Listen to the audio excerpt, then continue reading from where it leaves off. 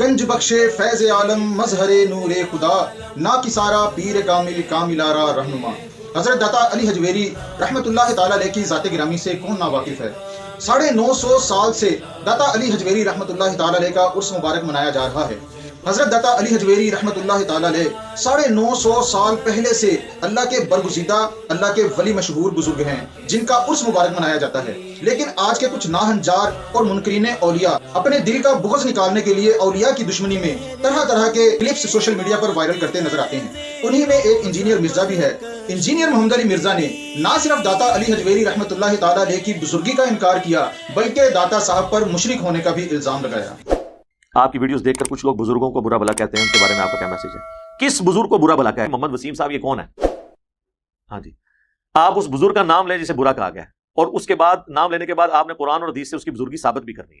تو بات یہ کہ بزرگ ہے ہی نہیں ہے قرآن و سنت کی روشنی میں۔ سر یہی مسئلہ آپ کے بزرگوں کے ساتھ بھی ہے، اکثر قبر چاٹو ہیں، قبروں سے مانگنے والے ہیں۔ جب علی حجویری صاحب کشف المعجوب میں یہ لکھیں کہ میرا مسئلہ ہوا تو میں بازید بستامی کی قبر پہ جا کے میں نے جھاڑو دیا اور میرا مسئلہ حل ہوا، تو پھر سر علی حجویری صاحب کی قبر پہ بھی لوگ آ کے جھاڑو ہی دیں گے نا۔ لیکن ان اللہ علی کل شیء قدیر کہ اللہ پاک ہر چیز پر قادر ہے۔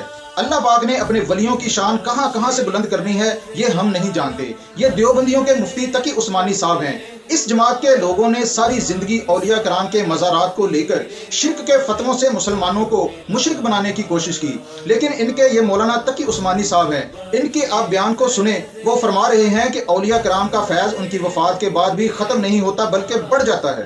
بزرگوں کا فیض ان کی موت کے بعد، ان کی وفات کے بعد کم نہیں ہوتا، بڑھ جاتا ہے۔ اب کوئی کہے بھئی یہ موحد نہیں ہے جو اس قسم کی بات کر رہا ہے، شرک کی بات کر رہا ہے، لیکن حقیقت یہ ہے کہ ارے بھائی اس دنیا میں دینے والی تو ایک ہی ذات ہے، کوئی اور ہے؟ اگر کوئی استاد، اگر کوئی شیخ، اگر کوئی والد، اگر کوئی پیر کسی کو کچھ علم دیتا ہے یا اس کی رہنمائی کرتا ہے تو وہ اللہ کی عطا کی وجہ سے کرتا ہے۔ اللہ جس کو چاہے واسطہ بنا دے، وہ واسطہ بنا دے، وہ واسطہ چاہے تو کوہ طور کو بنا دے، وہ چاہے تو آگ کو بنا دے، اس کے ذریعے پہنچا دے، وہ جس کو چاہے واسطہ بنا دے، وہ واسطے کے ذریعے عطا فرماتا ہے۔ واسطہ جس کو چاہے بنا دے، وہ زندہ کو بنا دے یا مردہ کو بنا دے۔ تو اس لیے اللہ تبارک و تعالیٰ کی طرف سے جو فیض ہے وہ اللہ ہی کا ہے، عطا موتی حقیقی صرف ایک ہے، اور جو کوئی ہے وہ اس نے واسطہ بنا دیا، اس کو احسان ماننا چاہیے کہ اللہ نے مجھے واسطہ بنا دیا۔ جی ہاں، حقیقت یہی ہے کہ اللہ کے جو نیک بندے ہوتے ہیں، اللہ کے انعام یافتہ جو لوگ ہوتے ہیں، اللہ پاک نے انہیں اسپیشل پروٹوکول دیا ہوتا ہے۔ اسی وجہ سے ان کا فیض ان کے فوت ہو جانے کے بعد، ان کے دنیا سے رخصت ہو جانے کے بعد ان کا فیض مزید بڑھ جاتا ہے۔ جیسا کہ میں ابھی آپ کو ویڈیو دکھانے جا رہا ہوں، یہ بزرگ ہیں حضرت علامہ محسن منور یوسفی صاحب۔ ماشاءاللہ ان کا چہرہ دیکھیں کتنا روشن اور منور ہے۔ آپ انہی کی زبانی داتا علی حجویری رحمۃ اللہ تعالیٰ علیہ کی کرامت سنیں جو انہوں نے خود اپنی آنکھوں سے دیکھی۔ آپ ملاحظہ کریں، انشاءاللہ آپ کا ایمان تازہ ہو جائے گا۔ جمعرات کا دن میں حضور داتا صاحب چلا گیا، عصر کے بعد کا وقت ہے، میں نے وہاں مراقبہ کیا، ختم شریف پڑھی، اور دل کے اندر، زبان سے نہیں، دل میں میں نے عرض کیا، میں نے کہا یا حضرت داتا گنج بخش، اس سے 6 مہینے پہلے ایک بزرگ سے ملاقات ہوئی تھی آپ کے مزار پر، وہ کاغذ گم ہو گیا جس پر ان کا ایڈریس تھا، ان کا نام تھا، ان سے ملنے کو جی چاہتا ہے، اب کیسے ملیں؟ اور یہ بات میں نے کوئی ایک ہوتا ہے نا، جیسے میں ابھی آپ کے سامنے اونچی آواز میں بات کر رہا ہوں، یہ بھی میری آواز سن رہی ہیں، یہ بھی میری آواز سن رہی ہیں، لیکن ایک ہے کہ میں اپنے دل میں اگر کوئی بات کروں تو اس کا آپ کو کہاں سے پتہ چل جائے گا؟ یہ ساتھ بیٹھے ہوئے میں نے دل میں یہ بات کی، میں نے کہا یا حضرت داتا گنج بخش، کیونکہ بعض بے وقوف کہتے ہیں نا کہ داتا گنج بخش وہاں آپ جاتے ہیں وہاں ملتا کیا ہے آپ لوگوں کو؟ یہ وہ واقعہ ہے جو میری اپنی ذات کے ساتھ حضور داتا گنج بخش کا پیش آئے۔ میں نے دل کے اندر عرض کی کہ حضرت ایسے 6 مہینے پہلے ایک بزرگ سے ملاقات ہوئی، ان سے کیسے ملاقات کی جا سکتی ہے؟ یہ آنکھیں کھولیں، اتنے میں مغرب کی اذان ہونے والی تھی، 10 منٹ رہ گئے تھے۔ میں جا کے پھر مسجد کے اندر بیٹھ گیا دائیں طرف، اور وہاں بیٹھ کر نا تو میں مزار شریف کو دیکھنے لگا۔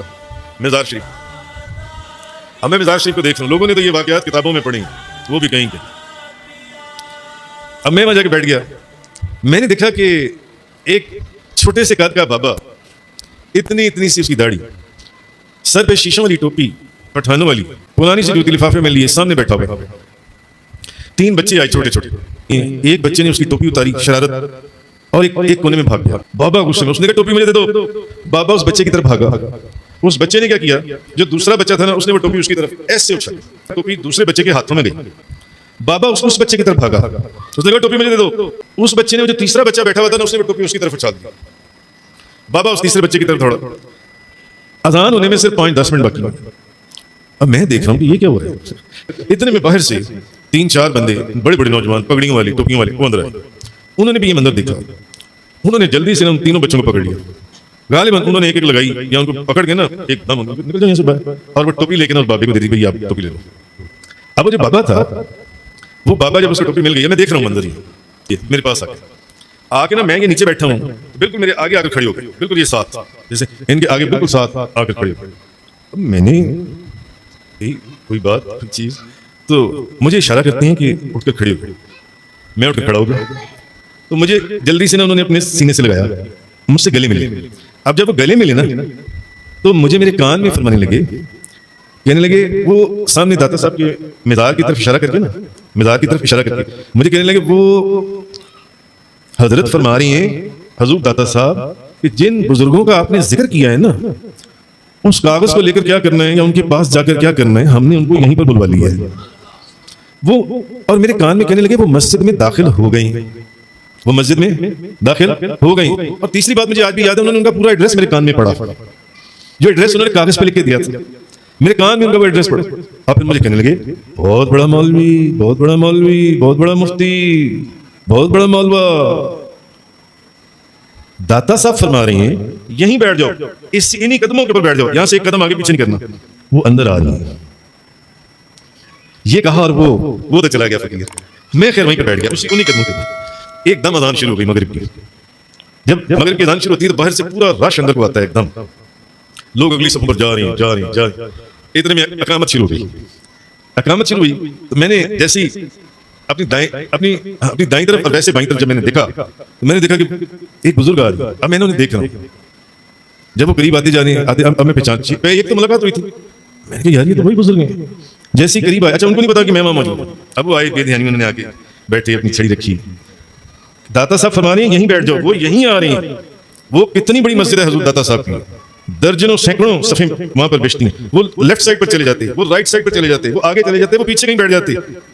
ایگزیکٹلی وہ میرے ساتھ آ کر اس جگہ کے اوپر آ کر انہوں نے اپنی چھڑی رکھی اور کپڑا رکھا, وہاں بیٹھ گیا. اب جب انہوں نے مجھے غور سے دیکھا تو جیسے میں پہچان رہا تھا وہ بھی مجھے پہچان. آپ میں نے کہا جی آپ.